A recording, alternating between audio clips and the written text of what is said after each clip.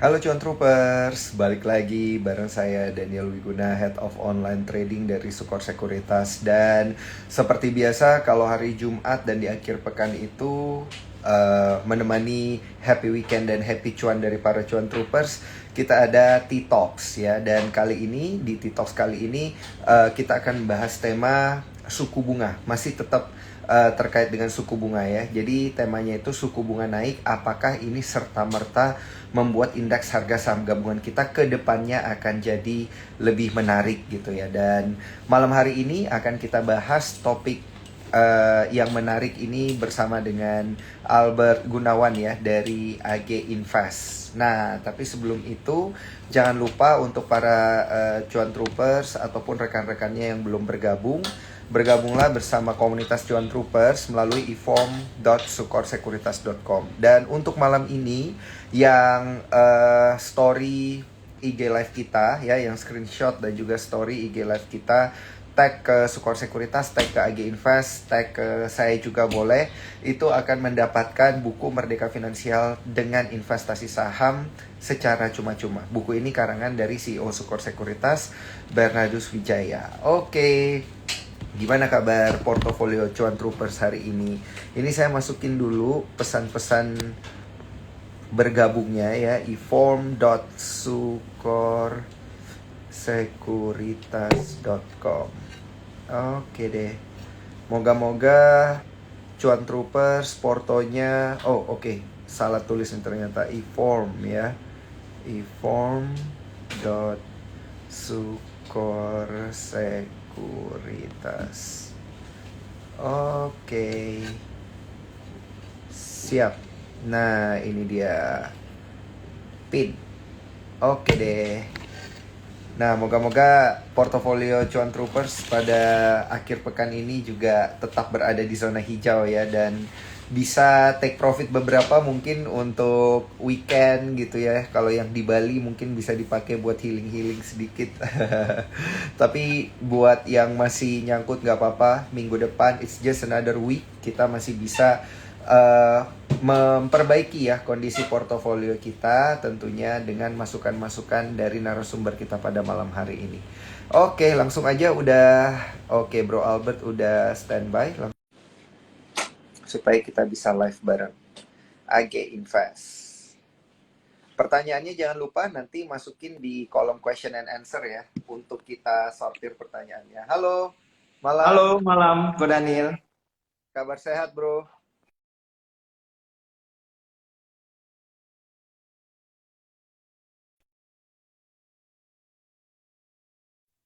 Halo. Halo. Cek. Ya, halo. Iya, Kedengaran nggak? oke. Sorry. Jelas. Sorry. Tadi ada kendala teknis kayaknya. Nah, ini sekarang udah jelas. Oke. Ya, malam, Ko Daniel. Oke. Iya. Kabar sehat ya, Bro ya. Porto sehat selalu ya. Baik. Sehat selalu. Oke. Gimana nih? Oke, Bro Albert, ini kan berkaitan dengan tema kita ya, suku bunga naik. Pertanyaannya adalah apakah ini serta-merta mendorong IHSG kita jadi lebih menarik.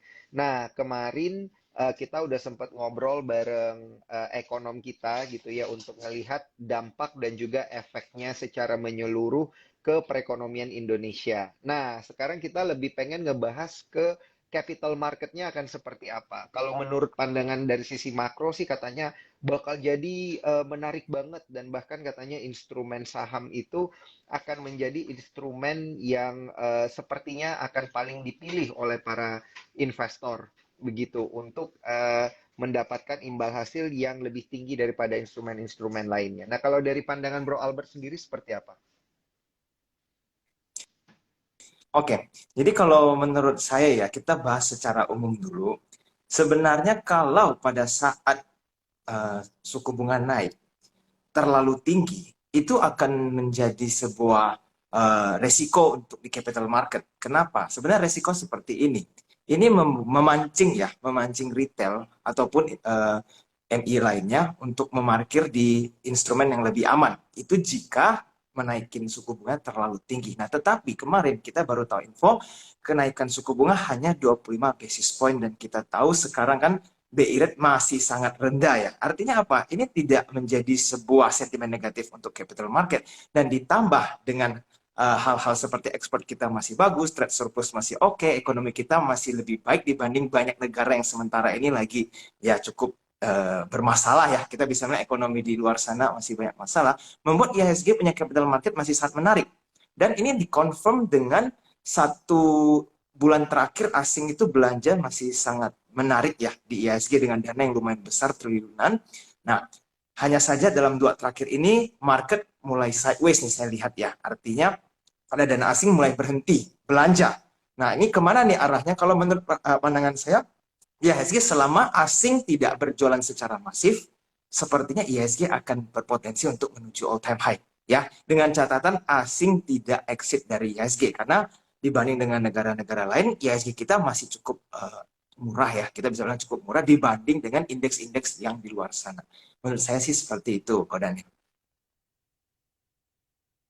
Nah, ini benar banget nih masukan dari Bro Albert karena kalau kita lihat secara year to date foreign buy kita itu masih bahkan meningkat ya. Kalau nggak salah di bulan lalu 50-an triliun, sekarang all marketnya udah 65 triliun. Syaratnya tadi berarti asal jangan ada yang exit ini dana-dana investor asing, maka IHSG kita bisa sentuh all time high kembali. Nah, Betul.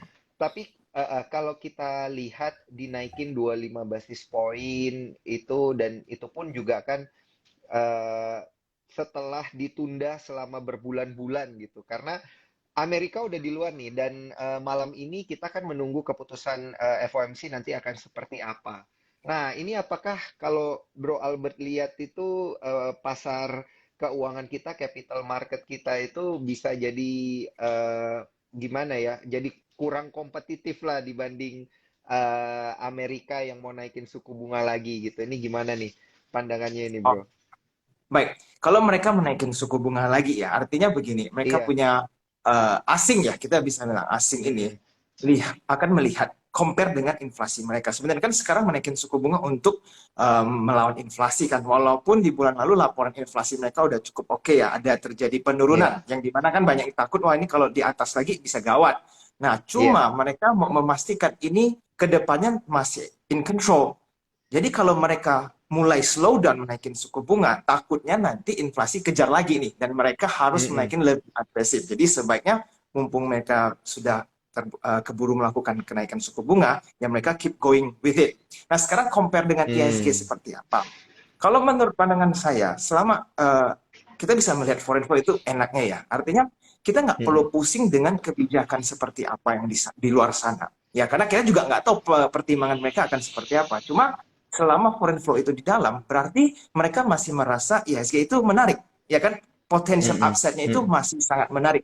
Belum lagi kita lihat seperti contoh banyak investor-investor luar yang ingin ikutan project seperti IKN, lalu bahkan Tesla juga sudah masuk Mm-mm. ke Indonesia untuk berinvestasi. Artinya Mm-mm. Mm-mm. peluang-peluang ini sangat besar, ya, membuat Mm-mm. asing pasti akan melirik nih di Indonesia ada hal-hal yang menarik seperti apa lagi.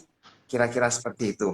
Nah, jadi kalau menurut Hmm. pandangan saya nanti FOMC seperti apa, kita lebih fokusnya ke foreign flow ini di IHSG selama masih di dalam dan belum ada tanda-tanda exit ya. Sampai sejauh ini Iya. IHSG masih ya asing di dalam, ya saya rasa masih aman gitu. Hmm. Oke, oke, oke, oke. Diprediksikan juga kan katanya Bank Indonesia ini tidak akan tinggal diam begitu ya, hanya menaikkan satu kali, tapi ada kemungkinan dinaikin sampai 100 basis point gitu. Berarti masih ada kisaran 75 basis point lagi. Nah, tapi kalau kita lihat gitu kan, biasanya kalau IHSG itu, sorry, suku bunga itu dinaikin kan otomatis ini akan punya dampak langsung gitu ya ke perbankan dan juga ke perusahaan-perusahaan yang tentunya memiliki utang gitu ya yang cukup besar gitu kan. Kalau suku bunganya naik berarti suku bunga pinjamannya mereka floatingnya juga naik, loannya juga naik. Nah, tapi efek ke perbankannya dulu nih akan seperti apa? Apakah benar-benar nih rasio profitabilitasnya perbankan kalau Bro Albert lihat itu naik sehingga emiten perbankan ini sangat layak untuk kita koleksi kembali gitu. Yes, Definitely kalau untuk lihat perbankan ya itu menjadi sebuah sektor yang sangat menarik khususnya untuk bank yang second liner. Mm-mm. Kita bisa melihat bank-bank Mm-mm. first liner kayak BCA itu sudah rally cukup tinggi, ya kan? Tetapi kita masih harus jangan sampai lupa ya bahwa di Indonesia atau di ISG itu second liner bank juga masih sangat banyak dan improving semua. Mm-mm. Dengan ada sentimen kenaikan suku bunga seperti ini pastinya akan memberikan dampak positif buat performance mereka. Nah, ini adalah PR para banking untuk menciptakan profit sebanyak-banyaknya. Jangan sampai nih, kalau nanti suku bunga sudah terlalu tinggi, capital market jadi kalah menarik. Ya, walaupun performance-nya Mm-mm. nanti mereka bagus, cuma kalau suku bunga deposito jadi terlalu tinggi, orang kan akan memikir, wah kita deposito aja deh, karena bunganya udah tinggi. Itu yang dikhawatirkan. Jadi Ya, ya harus keep up with the performance untuk banking. Nah, jadi ya kalau teman-teman yang belum punya banking, sektor banking yang khususnya second liner masih banyak saham-saham yang ibaratnya masih sideways. Jadi ada kesempatan untuk mm-mm. di entry, kira-kira begitu. Mm-mm. Tapi kalau kita lihat dari sektor banking sendiri secara lebih detail lagi, Bro Albert, ini tanggapannya seperti apa nih? Karena kalau saya lihat yang big cap nih kayaknya udah naik tinggi banget nih kayaknya nih. Ya, betul. Makanya seperti yang saya bilang, yang big caps itu mereka sudah rally cepat ya, kencang karena disupport juga sama asing Heeh. waktu itu. Nah, sekarang sisa yang uh, mid tier atau second tier, kan Mid masih cap banyak ya. tuh Heeh. bank-bank yang masih belum naik, tetapi performance-nya masih solid. Nah, itulah buat Mm-mm. teman-teman yang perlu di-screenkan, diperhatikan ya. Banyak kok saham-saham yang swasta, bank-bank swasta yang mid cap lah ya, Mm-mm. ataupun bukan top 4 banks, masih layak banget untuk teman-teman beli karena harganya belum rilis dibanding seperti kayak top 4 banks tersebut gitu. Oke. Tapi ada nggak sih kemungkinan ini untuk big banks ini akan retracement lagi gitu, terkoreksi karena mungkin udah secara teknikal kena sama resistennya atau mungkin dianggap terlalu mahal dan lain sebagainya. Ini gimana nih, Bro? Oke, kalau menurut pandangan saya Mm-mm. untuk big caps sebelum Desember ya, sebelum window dressing akan ada Mm-mm. potensi untuk koreksi satu kali lagi. Cuma kapannya, Mm-mm. nah itu tidak tahu ya, karena big Heeh. player yang mengontrol market. Jadi ibaratnya antara next 2 months atau bahkan sampai November itu akan ada satu kali drop lagi di ISG sebelum Mm-mm. mereka rally dengan mulus lah ke atas. Kira-kira Mm-mm. seperti itu ya Mm-mm. untuk big caps banking ini. Oke, oke, oke. Berarti ini sinyal hati-hati gitu ya untuk para investor kalau misalnya ngelihat big caps kita kan itu ada BCA, BRI, Mandiri gitu ya, dan juga Bank BNI ini yang biasa jadi Ya, acuan-acuannya. Nah, kalau yang mid caps ini, Bro Albert lagi suka lihat yang mana nih, yang bagus dan juga tadi kan katanya masih ada yang sideways gitu. Apakah yang KBMI 3 atau mungkin yang bank digital atau yang gimana nih? oh, oke. Baik. Definitely kalau kita bahas tentang bank digital itu udah hati-hati lah ya karena itu tidak termasuk Mm-mm. dengan bank yang sudah solid ya kan. Karena waktu Mm-mm. itu bank digital lebih ke sisi sentimen walaupun banyak bank digital yang sudah mulai improving dari sisi performance. Nah, kalau Mm-mm. teman-teman kepingin lihat bank-bank yang second liner ya, contoh, ini bukan teman artinya langsung dibeli ya, cuma menjadi Iya. sebagai, ya bisa dilihat, pelajari seperti apa sahamnya. Seperti BNGA, ya kan, Bank Danamon. Nah, kurang lebih saham-saham yang berkisar seperti itu, di mana ya mereka masih ada potensial upside yang sangat besar, ya, cuma belum sampai puncaknya seperti big banks tersebut, gitu. Oke, BNGA ya, CIMB Niaga ini saya juga lagi lihat nih. Hari ini ditutup di level 1140. Ini bagus untuk dilirik ya berarti ya. Ya bukan langsung Untuk dibeli ya. para ya ini disclaimer on ya, ingat disclaimer on ya para cuan troopers, keputusan membeli ada di tangan Anda. Nanti bisa mungkin dikerjakan PR fundamental, PR teknikalnya ya untuk lebih dipertajam lagi view-nya terkait dengan emiten-emiten ini. Nah, tapi kalau kita lihat ke bank-bank lainnya gitu ya, kayak misalnya kan kemarin ada yang sempat masuk waktu sistem perhitungannya belum dirubah ya, masih pakai sistem buku. Kalau sekarang kan katanya udah KBMI gitu. Nah, kalau untuk yang contohnya kayak Bank Panin gitu kan kemarin dia sempat masuk tuh ya ke Bank Buku 4. Sekarang dia balik lagi ke Bank Buku 3 gitu. Nah, ini view-nya seperti apa nih? Oke, kalau menurut saya ya, kita lihat dari sudut pandang kalau kita ingin trading di saham tersebut ya. Kalau Bang Mm-mm. Panin itu kenaikan sahamnya ini kan didorong banyak oleh sentimen, ya kan, oleh Mm-mm. berita, di mana ada rumor ini, rumor itu ya teman-teman mungkin juga yang kalau ada trading di saham-saham grup Panin itu rumornya besar sekali. Nah, jadi Mm-mm. kenaikan harga sahamnya juga digunakan momentum ini untuk dinaikin dengan begitu dahsyatnya lah. Nah, apakah dampak dari penurunan buku ini ya atau perubahan buku ini akan memberikan dampak sangat besar terhadap sahamnya? Menurut saya tidak, karena kenaikan harga sahamnya juga bukan berdasarkan dari yang bisa bilang fundamental yang secara solid ya. Artinya bukan Mm. karena perusahaannya langsung Mm-mm. membukukan kenaikan harga seperti batu bara. Contoh kalau batu bara kan sekali kenaikan berapa ratus persen keuntungannya. Nah ini Mm-mm. kan di bank ini Mm-mm. tidak, Mm-mm. tapi sentimen lah yang mendorong harga sahamnya sampai Oke. setinggi ini. Jadi perubahan buku itu menurut saya tidak akan terlalu signifikan dampaknya untuk sahamnya. Kira-kira seperti itu. Oke, oke, oke, oke, oke. Kalau di bank digital berarti ini untuk Bro Albert ngelihatnya jauh lebih riskan ya berarti ya. Dan Untuk bank digital kena, sekarang ya, iya, ya. Jadi masih, kalau bank digital, menurut saya pribadi kita masih tetap harus ya lihatlah dari sisi growth. Ya mungkin mm-mm, tidak dari net profitnya karena rata-rata kan net profit masih kecil ataupun ya ada yang masih bahkan belum untung, ya kan? iya, iya, Tetapi kalau selama teman-teman membeli saham yang bank digital growing ya, itu heeh, mungkin masih ada harapan. Tapi kalau misalkan heeh, dia sudah sentimen nggak ada, juga makin turun, ya, heeh. ya teman-teman belum ada reason untuk beli karena masih ada sektor-sektor lainnya yang sedang aktif nih. Yang Kalau lebih teman-teman hari ini menarik kan yang juga ya. aktif, yes, sebenarnya di luar Mm-mm, banking sih yang aktif ya. Jadi teman-teman sayang kalau terlalu terpaku dengan sektor banking, sedangkan sektor-sektor lainnya sudah hmm, mulai jalan gitu.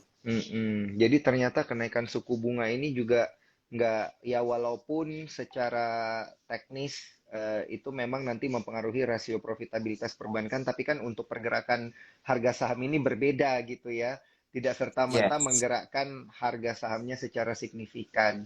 Nah, kalau kita lihat gitu, apakah dampaknya akan cukup besar untuk sektor-sektor turunan perbankan ini, kenaikan suku bunga. Misalnya kan biasanya kalau perbankan katanya suku bunganya naik, itu perbankannya juga oke, ini katanya bisa berdampak nanti ke sektor properti, katanya kayak gitu. Nah, ini gimana nih pandangannya nih, Bro Albert? Oke. Kalau untuk membahas tentang properti itu akan menjadi mix ya. Karena di satu Mm-mm, sisi kenaikan suku bunga artinya kan pinjaman jadi semakin mahal. Ya kan orang mau mm-mm, melakukan KPR juga makin mikir-mikir dong karena bunganya tinggi. mm-mm, Belum lagi kalau berlanjut naik terus, pasti kan mereka ya mm-mm, akan menjadi pertimbangan. Ya, tetapi di satu sisi juga mungkin Ko Daniel dan teman-teman di sini udah lihat ya sektor eh, komoditas itu semuanya uh-uh, panen uang dan kita harus ah, selalu ingat bahwa komoditas yang kerja itu bukan cuma ibaratnya manajemen-manajemen yang dapat duit. Orang dari atas sampai bawah itu untung semua. Bahkan pekerja-pekerja mm-mm, lapangannya. Ya kan mereka mendapatkan mm-mm, insentif, mendapatkan bonus dan seterusnya karena uang yang terlibat di sektor ini sangat banyak. Ya kayak batu bara, oil, CPO dan seterusnya. Artinya apa? Kalau mereka tabungan banyak, mereka ada kemungkinan untuk ya renovasi mm-mm. rumah, beli rumah dan seterusnya. Ya kan dari kan Iya, iya. houses itu kan basic needs ya. Artinya kalau kita sudah ada Mm-mm, banyak tabungan, kita kepingin dong punya rumah yang lebih baik, atau yang bahkan belum punya rumah, kepingin beli rumah. Nah inilah yang membuat di sentimen positif bahwa properti akan ada potensi yang sangat besar pada saat nanti komoditas berakhir.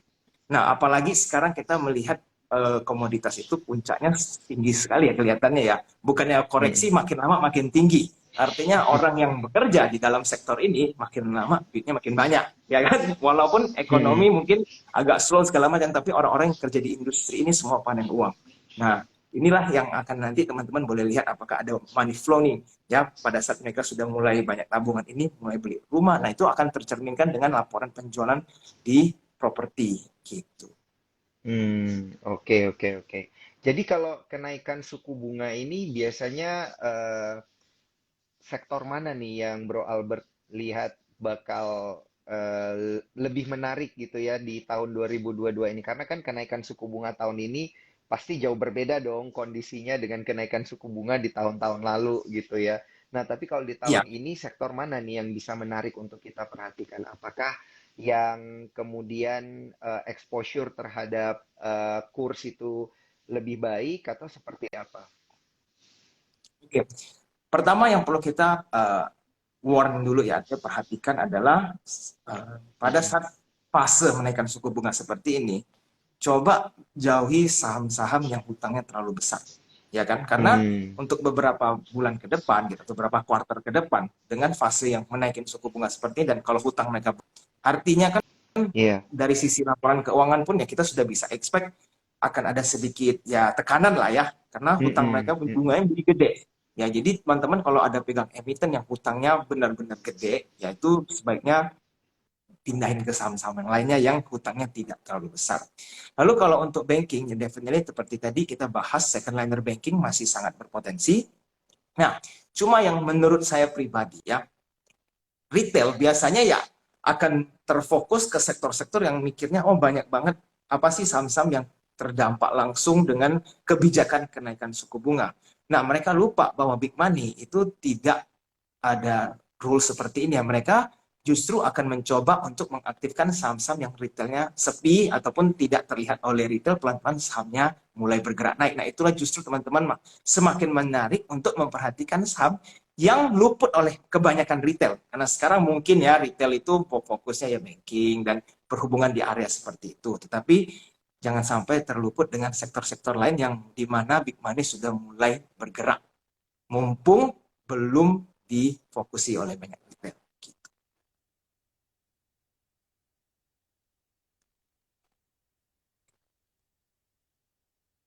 Suaranya nggak kedengaran nih kok Daniel, kayaknya ke-mute ya. Oh, sorry, sorry, kemute tadi. Oh iya, Jadinya sektor mana nih? Sektor mana nih jadinya yang luput sama retail, tapi sebenarnya asing udah mulai banyak masuk gitu. oke. Okay. Kalau menurut saya ya, ini sekarang sebenarnya komoditi di luar coal juga masih menarik. Jadi teman-teman, kan komoditis itu banyak ya. Ada oil, ada migas lah ya, oil and gas, ada CPO, ada nikel, ya kan? Nah, ini yang teman-teman boleh perhatikan. Jangan sampai luput. Kenapa? Karena kalau misalkan harga-harga komoditas tidak turun, 3 bulan kemudian pun sentimennya akan di kisaran komoditi ya. Artinya mau kenaikan suku bunga seperti apapun, komoditi itu tidak ada kena dampaknya. Dan mereka itu profitnya akan benar-benar terasa buat investor-investor yang pegang, karena mereka akan membagikan dalam bentuk dividen kan. Nah, jadi teman-teman jangan sampai luput dengan sektor komoditas ini. Nah, kira-kira seperti itu. Oke, berarti komoditas ini ya yang masih tetap Yes, apa sih masih namanya sangat. kayaknya masih sangat hot gitu karena kan kalau nggak salah dari tahun lalu dibilang komoditi super cycle, tapi ternyata baru kelihatan banget efeknya itu sekarang yang harga komoditas itu naik bener-bener gila-gilaan.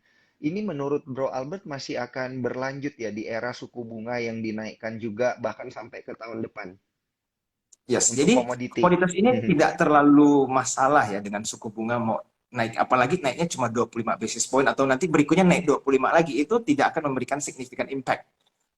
Kalau kita lihat dari harga komoditas tersebut, kita bisa lihat harganya itu naiknya nggak karu-karuan. Ya kan? Jadi 25 basis point itu apa sih artinya buat sektor komoditi yang menguntungkannya beratus-ratus persen.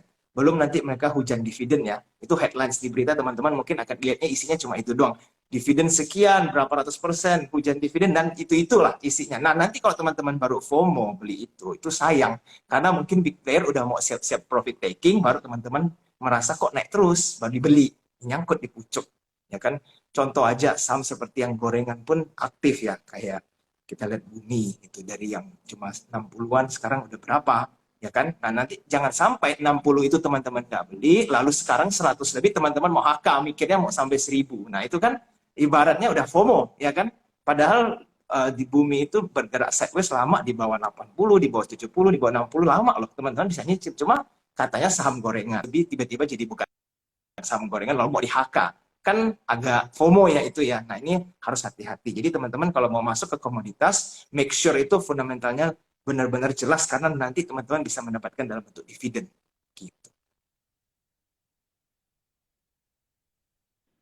Oke, oke, oke. Menarik, menarik, menarik. Ini pas banget ada cuan troopers kita yang nanya terkait emiten yang berkaitan dengan tambang gitu ya. Nah, ini dari Wulan Rizky Cuan, minta view Pegas dong, break resist target berapa? Mungkin view-nya dulu deh ya untuk Pegas ini. Seperti apa nih, Bro Albert? Oke, ya. Kalau bahas tentang Pegas ya, ini sebenarnya banyak yang bisa dibahas. Cuma begini, Heeh. kalau menurut pandangan saya kan, saham-saham BUMN ini yang berfundamental Mhm. baik akan naik untuk sampai semester depan tahun 2023.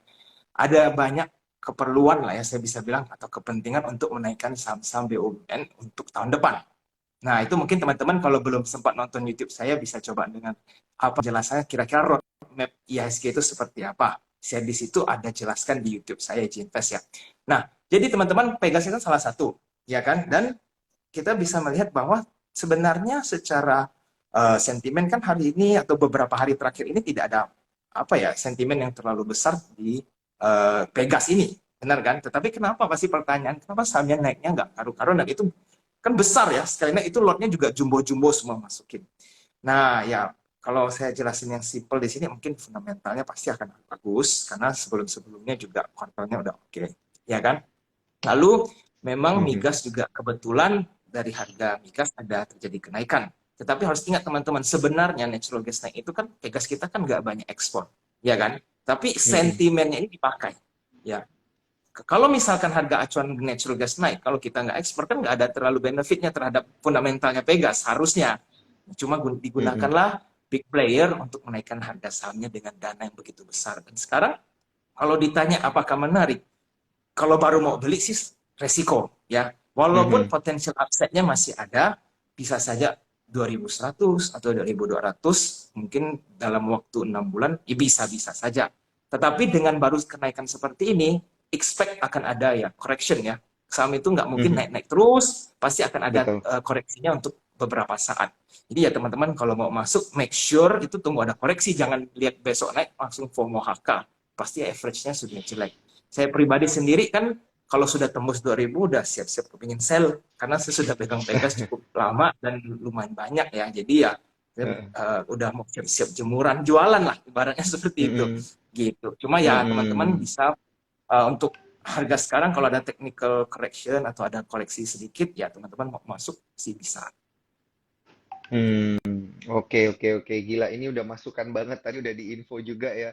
Karena memang sudah naik tinggi banget ini ya, bro. Kalau saya lihat dari awal tahun, ini bahkan sempat ke level 1300-an, low-nya di akhir tahun, sekarang udah 1940. Jadi ngehold dari Iya. level itu aja, waduh, cuannya udah Udah lumayan banget. gurih. Apalagi Pegas kan lotnya bisa jumbo kan karena market Betul, cap-nya gede. Nah, jadi cocok buat betul. teman-teman yang capitalnya agak besar gitu. Mm-mm. Betul, betul. Karena memang kita harus memperhitungkan juga ya besaran capital kita dengan emiten Benar, yang akan yes. kita transaksikan. Ini satu tips menarik juga nih dari Bro Albert. Nah, berkaitan dengan tips ini pas banget ada yang nanya Michael.infinity77. Pertanyaannya bagus nih. Ko Albert mau tanya metode trailing stop yang baik yang bagaimana? Apakah TS di low terakhir atau TS satu tick di bawah support terakhir atau gimana katanya? Wah, ini technical banget.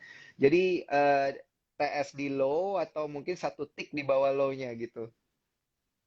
Oke, ini sebenarnya saya mau sharing sesuatu yang menarik ya, Ya. karena saya pernah baca di mana, udah agak lama sih, makanya Mm-mm. jarang saya bahas tentang trailing stop ini. Tapi saya pernah baca Mm-mm. bahwa trailing stop itu pernah diuji, ya, diuji dengan Mhm. beberapa ketentuan. Dan yang the best performer trailing stop itu adalah teman-teman pastinya harus dari time frame yang agak panjang dan kita akan gunakan untuk swing. Nah, berapa Hmm. persentase yang teman-teman boleh setting untuk trailing stop? Ya, the best performance itu di kisaran 15 sampai 20% dari high mereka. Jadi kalau misalkan Hmm. teman-teman swing, teman-teman bisa mendapatkan big gains dengan menggunakan trailing stop 15 sampai 20% ini. Mm-mm. Kenapa? Karena kalau misalkan teman-teman ikut rate saham contoh yang sekali rally bisa sampai 100%, 200%. Nah, teman-teman trailing stop ini cukup lebar untuk mengikuti wave ini. Nah, tetapi tidak terlalu kecil untuk kena dijebak sama big player. Karena big player itu bisa jebak trailing stop loh. Dia sebentar mas turunin misalnya 5% atau 7% langsung dibalas naik. Teman-teman udah hilang. Jadi trailing stop itu tidak boleh terlalu kecil dan tidak boleh terlalu besar. Karena kalau misalnya teman-teman trailing stop 40% atau 30% dari all time high, habis profitnya kalau pas kena. Jadi percuma floating profit doang. Jadi ya kalau nggak salah itu di kisaran 15-20%. Nah, teman-teman nanti boleh Mhm. research lagi untuk mengkonfirm ya apa benar atau tidak. Tetapi menurut saya kalau memang mau menguasai gunakan teknik trailing stop, gunakan cara itu ya. Jadi settingkan kalau sudah mulai Mhm. jalan breakout, teman-teman setting di 15 to 20% from all time high. Jadi kalau itu menjadi Hmm. breakout yang kuat, teman-teman jangan terburu-buru TP, ikutin aja arusnya sampai Hmm. profitnya sebanyak-banyak gitu. Oke, oke, oke, benar. Karena dari info-info yang saya dapetin nih banyak cuan troopers yang begitu dia lihat breakout gitu langsung cuannya berapa langsung diambil padahal sebenarnya kan masih bisa diikutin gitu ya. Dan juga Yes. diamankan cuannya dengan fungsi trailing stop di mana fungsi trailing stop ini juga ada di aplikasi Spot by Super Sekuritas ya cuan troopers. Oke, Bro Albert, ini kalau kita lihat ya, ini kan masih sedikit terkait dengan trailing stop nih. Saya mau nambah pertanyaannya. Selain level 15-20% dari all time high, apakah benar kita di trailing stop itu harus langsung jual semuanya gitu? Atau jual setengah aja oke lah gitu? Atau gimana nih strategi yang benar nih? Oke, berarti itu lebih ke money management ya. Kira-kira Iya, kita money mau management. seperti Iya. apa? Kalau menurut saya kalau sudah mau pakai trailing stop, ya kan, itu Mm-mm. sekali jual harus jual semua kalau sudah kena yang tadi poin 15-20% itu. Oke. Ya karena Mhm. dia sudah drop cukup besar sehingga kita sudah ibaratnya yakin bahwa ternyata patah. Jadi kita kenapain uh, keep with that stock. Siapa tahu nanti Mhm. ditahan makin turun ya habis profitnya, ya kan? Tapi kalau Mhm. mau misalkan melakukan partial TP, itu bukan menggunakan trailing stop ya. Artinya kalau kita sudah breakout, kita setting nih, oh 30% dari all time high, dari breakout, dari resistance. Nah, kita jualnya tuh di ujung. Nah, tapi jangan jual Mhm. semua, karena kita nggak tahu nih ujungnya berapa. Nah, itu baru kita jual secara berkala. Kalau pakai trailing stop, jadi jual semua pada saat kena trailing stopnya. Tetapi kalau mau jual berkala, teman-teman boleh partial profit taking, misalkan breakout, ya mau setting di 20%, 30%, boleh. Dijual berkala, gitu. Oke, jual berkala. Oke, dan ini juga strategi money manajemennya udah dikasih nih sama Bro Albert. Thank you banget nih, Bro. Nah, eh ini kita masih di tadi terakhir kita memang bahas komoditi dan saya juga sepakat sama Bro Albert komoditi ini yang memang kayaknya kita perlu perhatikan ini ya sampai tahun depan. Nah, dan kebetulan ini ada yang tanya view-nya Zing gimana nih? ZINC. Dia juga cap-nya nggak terlalu besar gitu ya, market cap-nya dan katanya geraknya sideways. Apakah kalau saham-saham yang seperti ini masih layak gitu untuk kita pertahankan? Atau mending ya udah jual dulu, kita switching dulu lah gitu, Bro. Oke, Zing ya, kalau Iya. ya terakhir kali udah berapa lama ya, setengah tahun yang lalu, atau berapa, udah lama sih, Zing itu seingat saya adalah saham repo. Jadi kalau teman-teman kepingin analisa saham repo itu sedikit sulit, ya, karena saham repo itu definitely beresiko. Tetapi kalau drivernya Mm-mm. tidak berubah, teman-teman cuma perlu perhatikan broker BK. Kalau dia mulai setir, Hmm. teman-teman mau ikut boleh. Tapi kalau dia naik di luar broker itu mungkin harus ya agak hati-hati lah. Masih banyak saham lain yang bukan repo di mana teman-teman bisa mendapatkan cuan yang lebih aman gitu. Yang penting ingat, saya sih lebih pentingin keamanan capital dibanding return profit ya. Kalau teman-teman yang Mhm. di sini mendengarkan ibaratnya sering terbawa FOMO lihat orang-orang lain, saya sharingkan bahwa teman-teman coba ubah mindset untuk fokus jangan di cuannya berapa, tetapi uangnya ini jangan sampai Mhm. habis. Karena banyak orang ya yang kepingin cuan, tapi uangnya udah habis dulu. Belum sempat cuan, udah cut loss-nya kedalaman, dan setiap hari malah lebih banyak menerima loss. Kenapa? Mereka kalau mau cepet cuan, kan ngejar saham-saham rally. Ya kan? Penasaran kan kok Heeh. setiap rally saya nggak ada di dalam. Artinya apa? Makin lama makin FOMO.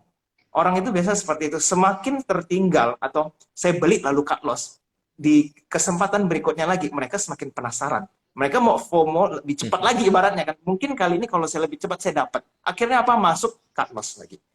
Akhirnya untung juga belum sempat, malah sudah habis kan capital. Lalu kalau habis capital apa yang terjadi? Menyerah kan teman-teman mikir, kalau saya top up lagi nanti habis lagi. Mending saya ya quit atau apanya. Itu teman-teman nggak belajar apa-apa. Coba sekarang teman-teman ubah mindset, fokus ke saham-saham resikonya ini kecil. Nah, kalau pikirnya Mm-mm. seperti ini, kita akan pilih saham-saham yang sideways, yang sepi, yang aman gitu ya. Dan dia punya potensial turun juga sedikit. Jadi kan secara psikologis teman-teman Mm-mm. megang aman. Nah, biarkanlah orang-orang lain kalau mendapatkan cuan. Ya mungkin teman-teman kalau lihat di sosmed, setiap hari akan ada yang cuan. Itu udah pasti. Tapi nggak ada yang post cut Mm-mm. loss-nya ya. Artinya semua orang kok bisa cuan. Padahal Mm-mm. kan belum tentu. Kan orang jarang ya kita Betul. sharing sesuatu yang di cut loss. Kan nggak make sense gitu kan. Nah, Mm-mm. akhirnya apa? Jadi Mm-mm. teman-teman cuma kepikir dan terciptalah mindset bahwa semua orang kok untung terus. Tapi teman-teman lupa bahwa di saat bersamaan bisa saja mereka juga masih mengalami loss. Nah, begitulah. Jadi teman-teman pilih saham-saham yang resikonya itu kecil dulu dibanding pilih saham-saham yang mau cepet-cepet cuan.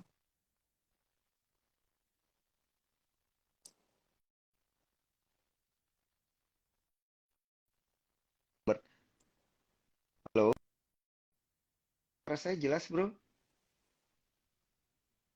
Cek, cek. Halo, tes, Ya, tes, halo, tes. Ko Daniel. Ya, ya, Ya, ya, ya. Udah, ya ini tadi sempat dijelaskan ya? macet-macet. Iya, ya. Oke, oke, oke. Ini pas ada yang nanya saham repo maksudnya gimana. Nah, kalau boleh saya jelasin sedikit, saham repo itu saham yang beberapa, nggak tahu ya, ini berapa banyaknya itu tergantung dari para pihak gitu ya. Jadi sahamnya ini kayak dijaminkan untuk minjem duit gitu ya, kurang lebih ya. Biasanya itu dia dinaikin, sengaja dinaikin, terus tiba-tiba di reponya, misalnya dia udah naik 200, di reponya di harga 100 gitu ya. Dijaminkan untuk pinjam duit, kurang lebih kayak gitu nih. Kalau pandangan dari Bro Albert gimana nih? Ya, kalau penjelasannya ya kurang lebih seperti itu. Repo itu dipinjamkan ya. Tetapi kalau teman-teman yang mungkin Heeh, masih belum ngerti repo, cara langsung tahu sebuah saham repo atau tidak, itu tinggal lihat dari trading heeh. volume mereka. Ya, jadi kalau lihat Nah, dari trading volume hmm, langsung tahu. Nah, pertanyaannya trading volume seperti apa nih? Kan biar tahu saham ini repo atau tidak. Itu volumenya tinggi-tinggi dan di order book itu muter-muter sahamnya. Jadi bidnya mm-mm, nanti penuh, lalu overnya penuh nih. Lalu dimakan nih pelan-pelan, naik ke atas beberapa tick, habis itu dibalik ke bawah pelan-pelan. Jadi itu untuk mm-mm, memberikan sebuah volume supaya sahamnya hidup. Ya artinya sahamnya ada pergerakan, tidak stagnan, terus jadi uangnya diputar-putar di dalam. Nah itulah saham repo. Nanti muncul di trading volume itu volumenya gede-gede seperti sisir gitu ya. Jadi tinggi-tinggi dan mm-mm, rapi begitu. Nah itu kemungkinan besar saham repo. mm-mm. Nah, itu udah ada yang jawab tuh dari Nana underscore Dianita. Bahasa mudahnya digadaikan, ya kurang lebih kayak gitu. Dan biasa transaksinya ini adalah di pasar negosiasi. Jadi coba aja nanti dicek. Biasanya itu kelihatan tuh ya tracknya di pasar negosiasi gitu ya bro ya. Oke, Iya. dan tadi juga ada yang nanya ini terkait dengan cara tahu sahamnya gimana. Ini juga udah dijawab oleh Bro Albert. Nah, tadi ada yang nanya terkait dengan saham perkapalan gitu. Karena kan komoditas-komoditas ini tentunya untuk ditransport itu untuk dipindahkan pasti akan menggunakan kapal-kapal besar gitu. Nah, ini Ya. bisa jadi windfall yang bagus nggak nih untuk emiten-emiten perkapalan? Yes, definitely bisa. Mm-mm, Karena mm-mm, komoditas naik berarti kan activity mereka semakin tinggi ya. Artinya ya omset untuk mm-mm, perkapalan juga baik. Kenapa? Karena perkapalan kan mereka punya customer ya orang-orang komoditas banyaknya ya, heavily on commodity player. mm-mm, Jadi kalau orang komoditas mhm, itu demand-nya semakin tinggi activity-nya, berarti mereka membutuhkan kapal dan segala macam pengantaran juga semakin tinggi dan ini akan memberikan dampak benefit buat para pelayaran. Nah, saham-saham mhm, pelayaran di ISG kan cukup banyak ya teman-teman, bahkan termasuk yang saham-saham IPO, teman tinggal pilih saja, jangan sampai pilih yang terlalu tinggi PBV-nya atau yang mhm, sudah kemahalan yang nggak masuk akal karena nanti mhm, resikonya jadi gede.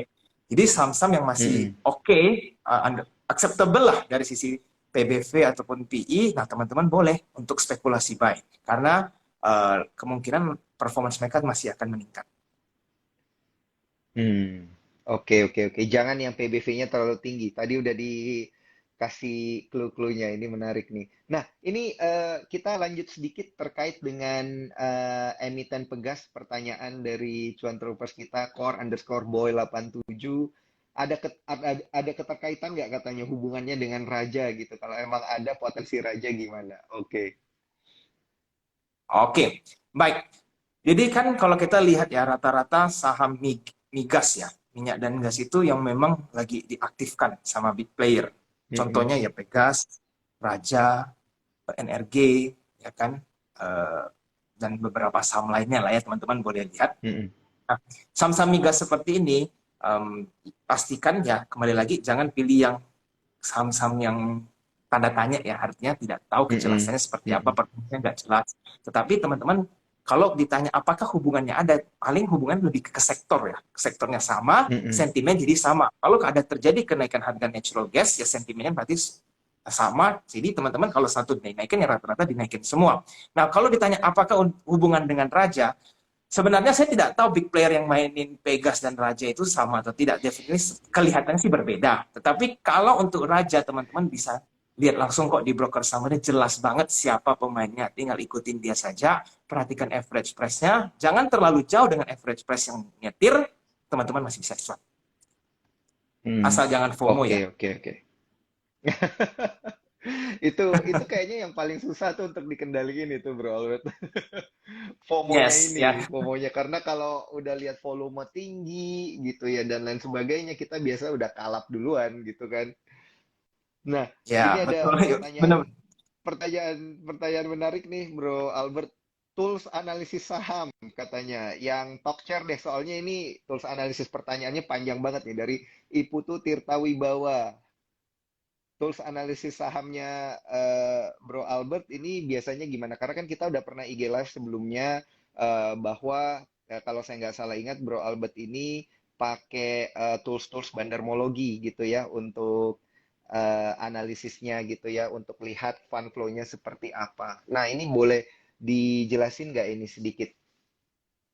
Oke, ini saya perlu baca kembali. Ini pertanyaannya seperti apa ya? Heeh. Karena agak panjang. Iya. Tools Iya analisis saham makanya yang hati bimbang mengambil saat keputusan saat cut loss. Oke, atau atau capital capital gain gain ya intinya agar tools mudah analisis yang menangkap. cuan gitu. Oke, baik. Jadi begini, kalau saya pribadi tidak terlalu banyak ribet-ribet lah ya. Jadi sederhananya Iya. seperti ini. Saya itu dia punya prinsipal cuma satu ya, yang paling basic dasarnya, yaitu adalah follow the big money. Karena big money itu controls the price. Mereka itu yang menentukan Mhm. pasar. Kalau semua big money keep losing money, itu semua indeks kita atau MIM itu rugi semua, ya kan? Jadi mereka nggak ada yang namanya mau Mhm. investor itu rugi. Jadi selama mereka masih ada Mhm. barang di dalam, average price-nya tinggi dan di atas dengan harga market, berarti saham tersebut masih menarik untuk di hold. Walaupun misalkan contoh teman-teman ada yang beli harganya agak tinggi nih, ya kan? Dia turun, Mhm. mungkin dari segi floating secara psikologi terganggu. Waduh, ini saya tidak beli di pucuk bawah. Nah, jangan sampai ada pemikiran bahwa kita nggak dapat tidak dapat harga di pucuk bawah itu langsung ada masalah. Ya nggak masalah. Banyak kok investor yang berhasil seperti Warren Buffett dan lain-lain seringkali beli saham lalu minus sampai 50%, santai-santai aja. Tapi saat return, ya mereka Mhm. jangan terlalu cepat ambil profit. Intinya cuma di situ. Jangan sampai mereka di bawah, kita nunggu dengan sabar, pas dia naik 10%, teman-teman TP. Padahal dia sekali naik bisa sampai 80%, sampai 100%. Itu pertama.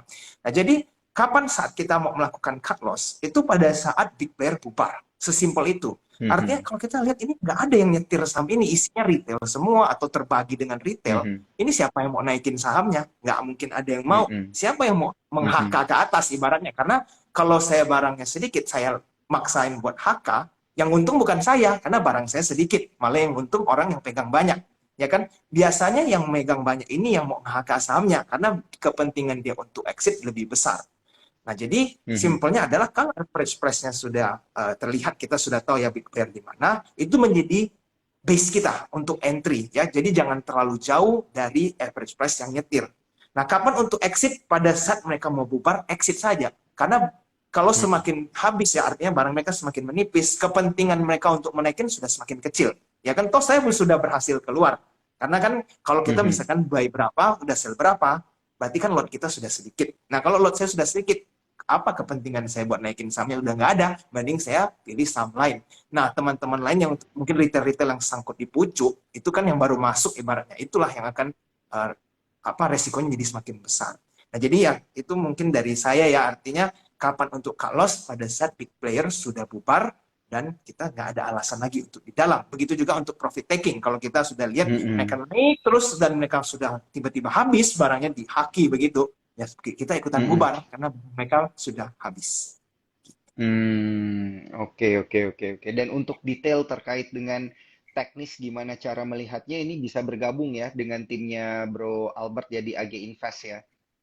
Yes. Jadi teman-teman Mm-mm. nanti kalau udah ikutan ya, kan mungkin banyak Mhm. bertanya nanti kalau seiring saya jelasin, teman-teman akan semakin paham cara berpikir melihat dari sudut Mhm. pandang broker summary. Ya artinya Mhm. bukan kita analisa sampai setiap hari bagaimana, tapi lebih kayak how the big player behave. Kalau kita sudah ngerti cara mereka bermain, nah jadi kita hold sebuah saham itu lebih tenang karena kita tahu sih sebenarnya apa yang mau kita lakukan saat hold sebuah saham gitu. Oke, oke, oke, oke. Bisa lewat IG-nya AG Invest bertanyanya ya, dan juga mungkin via Yes, DM boleh bisa nanti gitu. langsung di DM saja kalau ada ingin melakukan Heeh. pertanyaan, bebas. Heeh, heeh.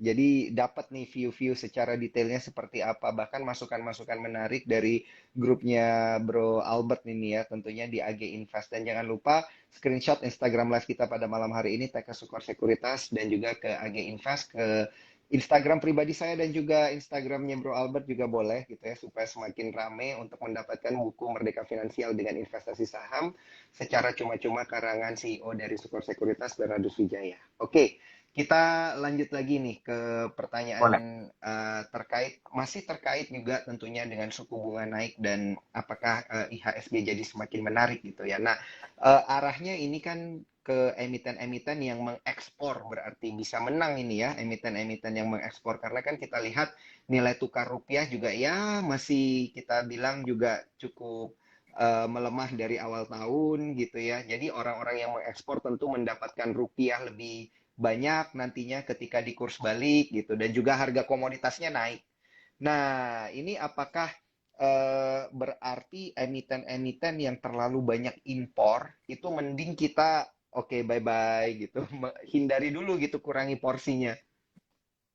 Ya, jadi kalau kita lihat momentum seperti ini rupiah dengan harga sekarang ya, artinya Mm-mm, justru perusahaan-perusahaan ekspor kan diuntungkan dan perusahaan ekspor itu ada mm-mm, banyak. Nah, menurut saya tidak ada alasan untuk kita terlalu fokus ke perusahaan-perusahaan yang terlalu banyak import, ya kan? Karena kita tidak mm, menggunakan momentum yang baik untuk benefit ke kita.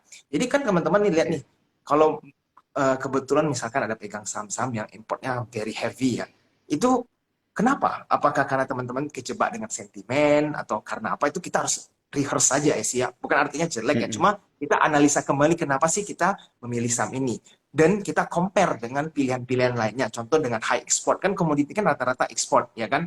Nah, itu teman-teman lihat mhm, apakah masih lebih menarik untuk pilih yang import. Kalau memang yang ekspor lebih menarik, ya teman-teman bisa gunakan momen ini untuk switching. Nah, tadi membahas tentang kenaikan suku bunga ya. Harapannya kan sebenarnya pada saat BI rate mulai naikin suku bunga, ya rupiah itu membaik ya. Karena kan kemarin kan mhm. Amerika udah terus-terusan naik, kita ketinggalan lah ya ibaratnya kan. Harusnya inflasi kita sudah tinggi, kita sudah mulai naikin, tapi kita nunda-nunda-nunda lama banget sampai barulah kemarin naik. Nah sekarang pada saat BI naikin suku bunga, tetapi tidak terlihat dampak signifikan terhadap rupiah ya. Nah, belum lagi Mhm, nanti kalau misalkan pada saat US naikin suku bunga ya, kita nggak tahu sampai akhir tahun kalau dia naiknya signifikan terus 75, 50 atau seterusnya. Nah, ini yang agak sedikit beresiko untuk rupiah kan. Artinya apa? mhm. Ekspor juga akan semakin diuntungkan. Bayangin kalau mereka selisih kursnya makin jauh, untungnya makin Iya betul. besar kan. Hanya dari Iya. selisih kurs aja mereka semakin cuan. Jadi ya momen seperti ini kita gunakan buat pilih saham-saham yang high in export. Itu menurut pandangan saya sih. Menarik, ini menarik sekali ya. Yang pengekspor, ya tentunya kalau komoditas kan udah pasti ekspor gitu ya. Ekspor, iya. Makanya dari tadi kita bahasnya ini terkait dengan komoditas. Kalau kita geser sedikit nih, kayak misalnya kita lihat ke emiten-emiten otomotif gitu misalnya, ataupun emiten retail. Nah, di era inflasi tinggi, kemudian suku bunga perlahan-lahan mau dinaikin, ini apakah menarik nih untuk kita pelan-pelan cicil ke depannya? Oke. Baik. Kalau bahas tentang retail dulu deh ya. Untuk retail, Mm-mm, kita ini masih mixed feeling kalau menurut pandangan saya. Kenapa? Kita mm-mm, belum tahu nanti dampak nanti pada saat kenaikan. Ya, mungkin Ko Daniel dan teman-teman juga tahu ya BBM mau naik kan, Pertalite, mm-mm. solar, dan seterusnya. Ya, barang-barang akan semua Betul. naik nih. Di era seperti ini, apakah orang akan semakin menghemat atau justru semakin spending? Nah, ini kan logikanya harusnya mereka semakin hemat ya. Kenapa duit buat beli bensin aja udah terkikis habis ya kan? Mau beli isi Mm-mm, bensin, isi apa? Tabungan mereka yang harusnya sekian sekarang semakin menipis. Ya kan mereka pasti expect mm-mm, untuk apa ya artinya less in spending. Nah, jadi kalau retail-retail ini kita harus perhatikan nih di kuartal-kuartal ke depan apakah penjualan mereka bisa tetap naik ya. Karena kan kita memang di fase pemulihan ekonomi ya dari Covid kan. Jadi potensial untuk recovery masih ada. Cuma ya karena kenaikan BBM ini pasti harus ada penyesuaian. Karena kan kita Indonesia sudah mhm, lama tidak mendadak ada apa ya dicabut subsidi minyak seperti ini kan. Jadi pasti harus ada adaptasi sedikit banyak. Jadi kalau untuk retail menurut saya masih mix ya. Artinya teman-teman boleh wait and mhm, see dulu, jangan dicicil ataupun jangan kalau yang sudah punya jangan tiba-tiba jangan di sell gitu karena sentimennya mhm. masih neutral, anggapnya masih Oke. neutral. Nah kalau otomobil ya, kalau mobil gitu kan, kalau menurut saya Mhm, sih mobil tergantung harga sahamnya ya. Kalau misalkan teman-teman mobil yang kita ketahui paling besar kan ya ASI gitu kan. ASI mhm, sih menurut mhm, saya kalau dia ada koreksi yang masif, teman-teman nyicil boleh. Karena dia belum mencapai potensi maksimalnya. Jadi kalau semakin murah teman-teman lihat ada potensial entry, ya pelan-pelan nyicil nggak masalah. Kenapa? Karena kedepannya ASI itu bukan cuma fokus di mobil, mereka juga sudah mulai ke investment dan seterusnya. Jadi mereka juga lumayan semakin besar. Dia punya lini bisnis dan profitable juga kan. Teman-teman juga lihat fundamental ASI kan uh, is good gitu. Jadi ya kalau untuk automobil lain-lainnya ya untuk middle cap atau bahkan yang smaller cap, kalau teman-teman lihat PBV-nya itu terlalu rendah, artinya too cheap to ignore lah ya istilahnya ya. Saking mhm, murahnya tidak ada orang perhatikan, ya teman-teman mau menjadi long term investor boleh. Karena mmm, menurut saya semua saham-saham yang murah ya, atau secara fundamental memang cheap ya, itu suatu saat pasti akan naik. Ya kayak contoh ya, waktu itu banking ini teman-teman yang apalagi sempat bahas tentang PNBN. Waktu itu banking rata-rata sudah rebound, PNBN tidak pernah recover dari harga COVID. Ya, semuanya sudah naik, nggak tahu mhm, sampai mana PNBN itu di 700-an. Ini saya tahu karena waktu itu saya agak melakukan mistake ya di PNBN, yaitu exit terlalu mhm, cepat. Nah, mhm. tidak diangka kan dari 700 itu sebenarnya nggak make sense harga PNBN, harga COVID padahal ekonomi sudah mulai kembali dan seterusnya, saham-saham lain sudah Recover, recover, iya. tapi PNBN nggak tahu ada rencana apa di belakang kan saat itu kan nggak ada yang tahu Mhm, ya kan sahamnya ditahan di situ lama banget yang lain sudah mulai jalan ya orang-orang pasti mikir kok aduh nyangkut di sini lama nggak diputer sayang ya kan padahal resikonya sudah sangat rendah sekali dia rally dari 700 lebih sekarang sudah nggak sampai mana 2000-an ya kalau nggak salah kan mhm. PNBN jadi ya Betul. teman-teman menjadi sebuah pelajaran lah. Saham-saham yang sudah under value dan too cheap to ignore, itu kalau mau diparkir di situ ya, apalagi uang dingin yang nggak bikin stres, itu ditungguin aja. Kemungkinan besar naiknya itu akan sangat besar. Oke, oke, oke, menarik sekali. PNBN bener nih, 2160 hari ini Ya, dari koreksi 700 9 loh bro. kali dari 700 ya, ya. Itu Ini udah 3 kali nih ya. Udah berapa kali beggar ini berarti kalau belinya dari 700. lama Oke, kan, coba bisa dan dilihat itu dia ya, sideways dari harga COVID itu lama banget. Jadi sebenarnya heeh, teman-teman ada kesempatan masuk itu bisa berbulan-bulan dan dapatin mhm, beggar ya kan. Karena ya mhm. ibaratnya itu tadi very cheap saham. Oke, oke, oke. Nah, ini dan ada Pak Bernard juga yang sudah bergabung di sini. Halo, selamat malam, Pak. Halo Di Pak menit-menit Bernard. terakhir, di menit-menit terakhir kita nih, saya mau tanya satu pertanyaan terakhir karena ini mungkin juga pasti ditanyakan oleh cuan troopers kita. Karena tadi kan kita bahasnya komoditas gitu ya. Komoditas itu diuntungkan kenaikan harga, kemudian karena dia ekspor dan lain sebagainya. Nah, menurut radarnya Bro Albert nih, yang mana ini yang sebaiknya kita harus pelan-pelan koleksi gitu? Apakah yang capnya gede atau capnya medium atau yang seperti apa? Oke, regardless of the market cap ya, pilihlah saham yang Mm-mm, belum sempat rally panjang. Karena saham komoditas mm-mm, itu ada banyak dan belum semua itu terjadi rally seperti Pegas, Raja itu naiknya udah mm-mm, kan nggak karu-karuan. Nah, Mm-mm. Opsi-opsi lain ini masih banyak nih saham-saham yang masih sideways ataupun sudah sempat terjadi koreksi yang signifikan lah. Jadi teman-teman bisa Mhm. pantau saham-saham seperti ini. As long fundamentalnya teman-teman cek dulu ya, performanya legit, sudah oke. Nah teman-teman mau entry, boleh nyicil pelan-pelan gitu. Mhm. Oke. Kalau terkait dengan saya dari tadi pengen tanya sih sebenarnya PTBA, Indi yang kayak gitu-gitu tuh gimana? Apakah eh jangan terlalu. Nah, ada Elsa juga tuh.